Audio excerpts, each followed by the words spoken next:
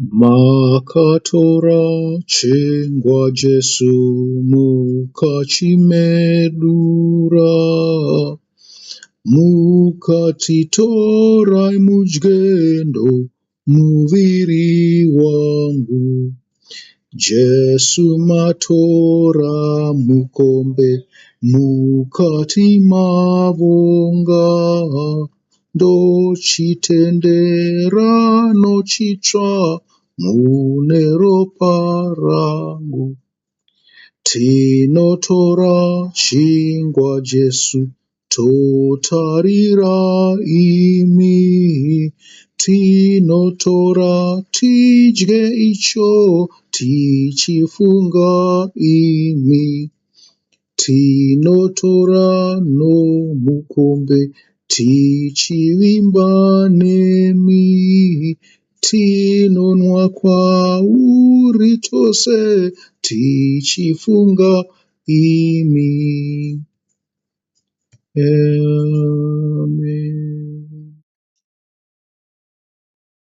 Pano changoti gaga kubva pavhesi 7 apa inoti unofanira kuisawo pamusoro penhurikidzwa imwe neimwe zvinonhuhwira zvakanaka, kuti chive chokurangaridza chechingwa, chive chipiriso chinopisirwa Jehovha. Ndikati pakudzidzisa kwangu izvi zvine chekuita nesabata, nekuti pakuverengwa kweoma paya kwanga kuri kuverengwa kwanga kuri kugadzirwa kwechingwa, nekuti zvose zviri kutaura pamusoro pegorosi inogadzira chingwa. Saka kwanga kuri kugadzirirwa kwechingwa. Naizvozvo isusu hatingangomirira pakuti aiwa manyunyu aya, vanyowani vauya ndo vari kutaurwa neoma pakuverengwa kweoma. Nesuwo isusu tinenge tichifanirwa kuzviona kuti tiri vatsvene here kusvikira pazuva rePentecost. Pane chikonzero chatinovavarira kuti tisvike pazuva rePentecost tiri vatsvene. Hazvirevi kuti tabva paPentecost tobva tatakanganwa ka, nekuti chingwa chinofanirwa kuiswa patafura yaMwari pasabata roga roga. Saka mukati aiwa zvatambobata mazuva aya 50 taneta isu redza tombosiya zvaMwari timbonojabula zvatinoda tisina hanya naMwari. Kwete, zivai kuti sabata Jehovha anoda kukurangarirai, anoda kuziva kuti muripo here, uyezve kuziva kuti imi muchinaye iye ari pakati penyu. Ndozviri kutaurwa pavhesi 7 zvinonzi unofanira kuisawo pamusoro penhurikidzwa imwe neimwe zvinonhuhwira zvakanaka, kuti chive chokurangaridza chechingwa, chive chipiriso chinopisirwa chaJehovha. Zvikanzi zvinonhuhwira zvakanaka, mabasa enyu anonhuhwira zvakanaka ndo ari kudiwa naJehovha, ari kudiwa pasabata roga roga. Muri kuona kuoma kwokunamata. Ndingangoti hazvizvi wekuti tinozomirira mumwe mutambo, kubva mutambo wevhiki pamwe tiita kutomirira mutambo wamatumba, kana chibva pamutambo wematumba toita kutomirira mutambo wepasika. Hazvirevi kuti apa paisa apa tinenge chingoita zvatinoda. Kwete, tichifanirwa kufamba mumurau weMwari, nekuti murau waMwari munongova nemazuva 8 chete. Sabata anenge achida kuona kuti tiri papi. Muri kuona? Saka ndiwo mabasa akarurama neutsvene ndizvo zvinonhuhwira pamberi paMwari. Jesu anoti ndine zvokudya zvamusingazivi pana Johani 4:32. Zvekudya kupi zvaMwari ka zvokudya zvinodyiwa naMwari zvakasiyana nesu. Mwari unodya mabasa atinoita anenge achibuda kubva mushoko rake. Saka Jesu aireve chiko paanoti pane zvekudya zvaanazvo zvaasingazivi, achiramba chikafu chakanga chauyiwa nacho nevadzidzi vake. Muchiri kurangarira here kuti zvakaitika patsime reSaika pakauya mukadzi muSamaria, kwete mukadzi waJudha. MuSamaria ndiye akauya, mukadzi muSamaria akasvikotaura naye patsime. Jesu akamukumbira mvura. Mukadzi akaramba akati handingakupi nekuti weuri muJudha, uyezve munotizvidza vanhu, imi hamudi kudya kubva mumbiya dzedu kana kumwa kubva mukapu dzedu. zvikanzi aiwa, asi iwewo dai waiziva kuti ari kukumbira ndiani, waimupa, nekuti ini ndinokwanisa kupa mvura dzeupenyu. Zvikanzi mvura idzodzo mungagodzwa nakopiko ishe. Muri kupanzwa? Tsime iri rakadzika uyezve hamuna chekutoresa. Muchadzokera kwaJudha here kunotora chekutoresa mvura muno mugomwa kubva ipapo? Imi zvamuri maSamaria munozviti vatsvene, zvamuri maJudha, zvamunozviti vanhu vekwaJudha, vanhu venyika yekwaJudha, ndingazviti maJews. Esvora vamwe vaIsraeri vavo, vanhu vavo chaivo vakanga vasingavade. Zvikanzi muSamaria ane mweya yetsvina, vakanga vasingatode kudyidzana. Muri kupaona? Saka mukadzi uyu akangotangira ipapo, akatadza kuziva kuti hai, uyu ndiJesu, akanga asinei nezvekuita nemaJudha nekuzvikudza kwavaJudha kwavaizviita. Saka zvokudya zvaitaurwa naJesu ndezvipiko? Mabasa. Basa rakaitwa nemukadzi uyu ipapapo. Mukadzi akatendeuka, akarevurura, akanoparidza zuva rimwe chete icho, akanoparidza muguta rokwake kuti ndawana Ishe. Muri kupanzwa ka? Imi mukatadza kuzviinterpreta saizvozvo, asi akanoparidza nezuva rimwe chete raasangana naIshe uye Jesu Kristu. Akanoparidzira kwake, vekwake vakauya kuzonzwawo Jesu, vakaponeswa. Ndozvikunzi naJesu, ndine zvokudya zvamusingazive. Ndokudya kwake ikoko mabasa. Basa rakaitwa nemukadzi weSamaria. Akanga atofarisa Jesu ipapo, akatoti zvinhu zvangu zvanaka. Muri kumaona?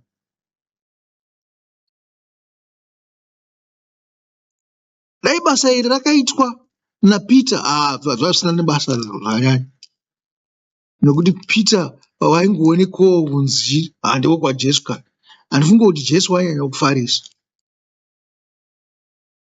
Asi nokuda kuti zvaitwa nemunhu uyu wakanga ari mutadzi, akanga aritori panguva yekutadza panguva iyo, nekuti akanga achine mumwe murume wechi5 kana wechi6, hamene kuti anga awo wechingani. Mukadzi akanga ari paupombwe. Jesu akafarira basa raakaita kupfuura rinenge raitwa naPita kana naJohani. Muri kuzvinzwa?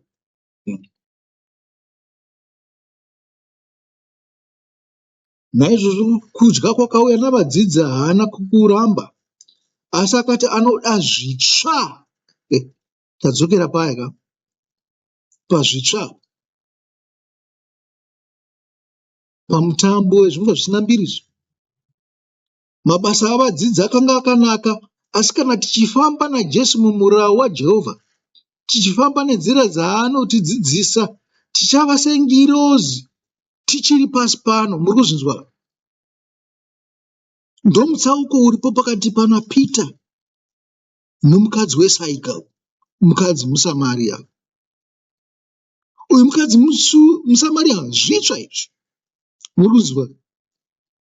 Hapana munhu asingade zvitsva. Munhu wose anoda zvitsva. Munhu wese anofara kana achipuhwa chinhu chitsva. Kana naJesu anofarawo nezvitsva futi, kupfuura zvake zvaanoswera achipfeka mazuva ose. Muri kuzvinzwa? Musagumbuka. Musagumbuka zvenyu. Muri ngirozi dzekudenga.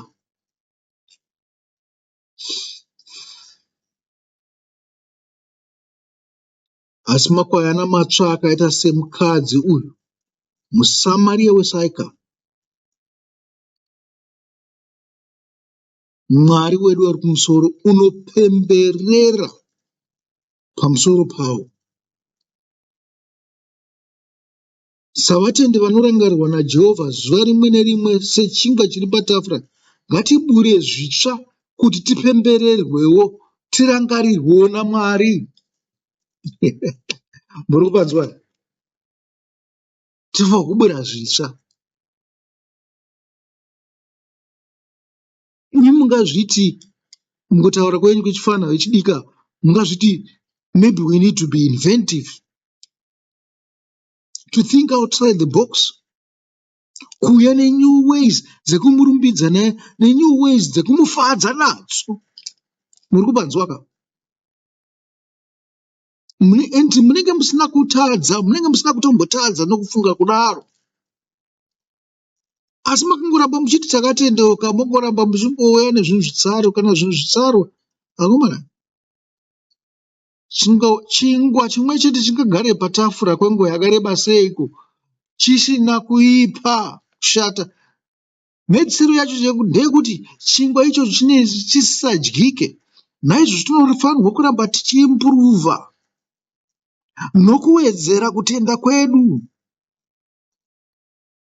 Verengai tsanga dzeoma, verengai oma kusvikira masvika paPentecost. Mugoramba muchibuditsa muchero yokutendeuka kwenyu mazuva ose. Ramba muchibuditsa muchero yezvitsva.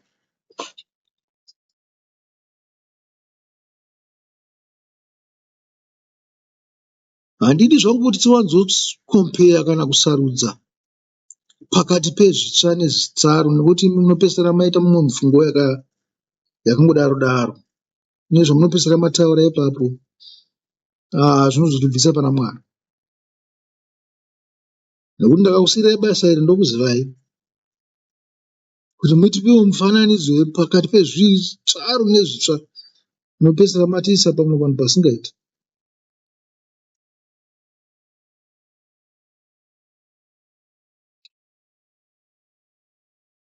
Ndokuzivai hatikuzivei. Soromoni chaiye munhu akanga ari mungwaro akanamata akati, akomana, ndingatongeseiko vanhu vakaita serudzi urwu, rudzi guru rwakadairo. Aiziva mwoyo yavo nemifungo yavo. Nenewo ndinokuzivai. Naizvozvo pamusoro pechingwa chinoiswa patafura, haizi mitumbi yenyu inenge ichirangarirwa, mabasa enyu ekururama, mabasa matsvene,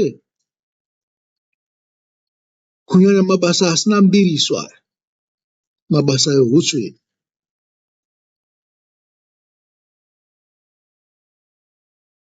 Incense inomirire chiko? Inomirira miteuro ka? Incense inomirira miteuro. Mabasa enyu miteuro futi. Musafunga kuti kuteura kungopfugama. Mabasa enyu akanaka miteuro. Zvino kana miteuro yenyu yakava hwipi, akomana, ingagamuchirwe here muchizviti makaboneswa? Mabasa here amungaise patafura yaMwari pasabata roga roga? Apa tikutotaura kuti hoza mupela vhiki ka? Vhiki rapera toenda nezvatawana kumba kunani kuna Mwari katu. Tinomurekedza kuti izvi ndo zvatawana izvi nhasi pavhiki rose ratanga tichishanda. Zvino kana zvakashata, akomana, toita sei?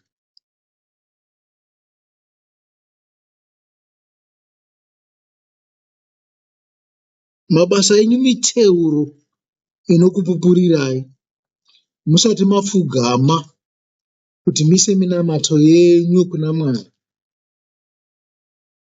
Mabvi enyu aya munenge makutongopedzisawo zvenyu. Maona, munenge makutongopedzisawo nemiromo yenyu, inenge yatongo lip service, asi mabasa enyu ndiyo miteuro chaiyo kuna Mwari yakanaka.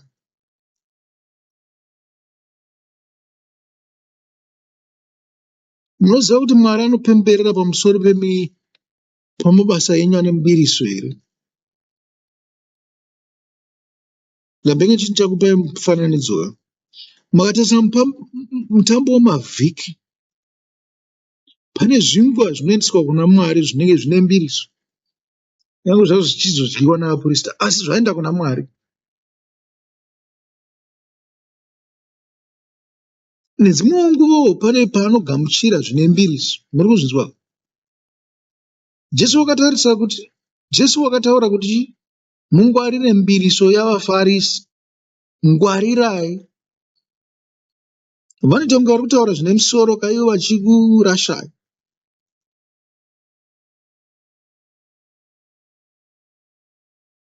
Naizvozvo haizi mbiriso yose yakaipa. Pane imwe mbiriso yakanaka. Nokuti tinogara munyika titone mbiriso kudhaya. Asi ngaive mbiriso yakanaka inovaka umwari. Nyange zvakadaro, pazuva reSabata unzai zvitsvene, zvokururama. Ndopanopindawo Isaiah 58 papo. Makaenda pana Isaiah 58 muchanodzidza zvakawanda zvinotaura pamusoro peSabata nezvakarurama nezvitsvene zvinodikanwa naMwari. Inotaura mabasa mamwe amunoitira kuvanhu akafanirwa kunge akanaka, nezvamunoitirawo kuna Mwari zvinenge zvakanaka.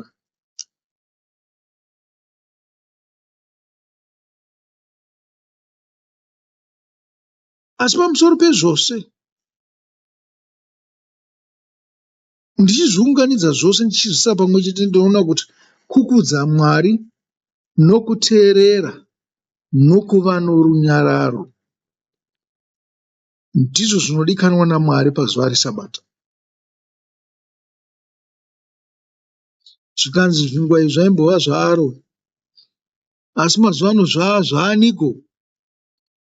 Ndiani akudya zvingwa izvi zvatinouya nazvo pazuva reSabata? Musati muprista kana kuti ndo vaprista vakabviswa, musati ndipasta wenyu nokuti ndo mapasta akabviswa naMwari.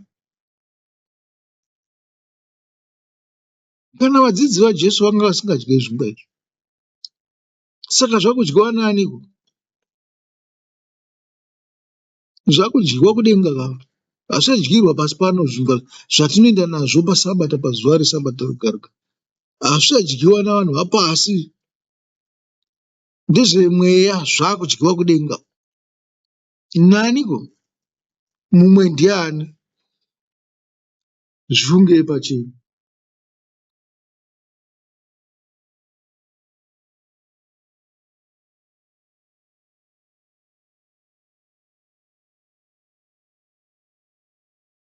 Fadzai Ishe wedu Jesu Kristu. Saka mufadzei iye wakaitwa Ishe weSabata. Muri kuzvinzwa? Mwanakomana womunhu ndiye Ishewo weSabata. Hazvina kunzi imi ndimi maishe weSabata. Mwanakomana womunhu ndiye Ishe weSabata. Jesu ndiye aishe weSabata. Muri kupanzwa? Ndiyakutarira kuti muri kuribata zvakanaka here.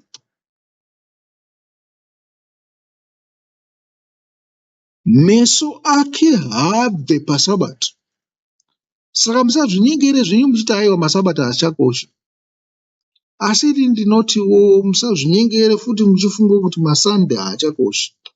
Izvo ndo mufungo wangu, ndo randinokuudzaiwo kuti ndo mbiriso yandinoendawo nayo kuna Jesu kuti aiwa nemaSandewo ngavakurangarire, vave nerunyararo norugare nokukuteerera.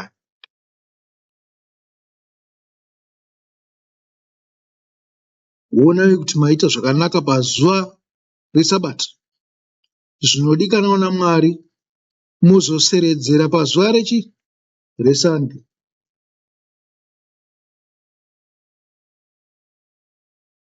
Musazvinyengere muchiti Sabata hapana. Nokuti kana makatanga kutaura nyaya dzekuti hapana Sabata, Sabata richabatwa, zvangofanana nekuvhotera Satani. Muri kumbobata chii pazuva reSabata racho? Ndinoziva kuti pane zvakaipa zvamuri kuita. Muri kuvhotera Satani. Mamarebheri, mamukira Mwari. Chamuri mboda kumbonyatsoita paSabata chaicho chakakosha kwamuri chii? Chakakosha kupfuura Mwari. muda kungoshandisana nekushanda. Ndizvo zvamuri kuvavarire kuti kana kuti pane chimwe chinhu munoda kuenda kubhawa musi wefriday, moswera makarara nebhabharasi musi wesande, kana kuti muchibvisa bhabharasi, chii chamuri kumboda kumboita pasabata yacho iyo? Saizvozvo Jesu waiva chingwa choupenyu, nemiwo munofanirwa kuva sechingwa pamberi pehama dzenyu navanhu. Mabasa enyu ngaavhenekere aratidze kuvapo kwaMwari pakati penyu. Vhenekai sechiedza muri maguru, buditsai michero inoenderana nekutendeuka. Chingwa ndiwo murau, nemurau ndiwo chingwa. Chingwa ndiro shoko, uyezve shoko ndiro chingwa. Endai pana John 4 verse 14 munoverenga. Mozovawo pana John 4 verse 32. I think tamboiverenga iyo John 4 verse 32. Naizvozvo fungisai kuti zvinorevei kuti vane zviuru 5 nezviuru 4 vakapuhwa zvingwa nehove naJesu. Hairi basa randitongokupa iri kuita, handisi kuzotaurirai kuti zvinorevei. Uyezve tichabata chikamu chasara verse 10 to 16 muri zvarangaririka pamusoro penyaya iyi. Nyaya dzatabata nhasi: chi? Sabata, Paseka, mutambo wezvingwa zvisina mbiriso, kuverengwa kweOma, mutambo wamavhiki, Pentecost. Tichazvibata zvose kana topinda musection yasara iyi, verse 10 kusvika paverse 16 yaLevhitico 24. Hamadiwa, ndinoimbawo kuti pane chamadzidzawo. Kana musina kudzidzawo ndizvozvo. Ndinoblema mudzidzisi, handibhleme imini. Asi Mwari ngaakubatsirei zvisho, akuvhure meso enyu kuti muone, mumuitire zvakanaka. Saizvozvo Jesu wakanga uri chingwa kuvanhu, nesuwo ngative chingwa kuvanhu. Tinokusiyai neTrodings tsvene. Musare zvakanaka, mugare zvakanaka, mudanane, mugodawo Mwari. Ndatenda.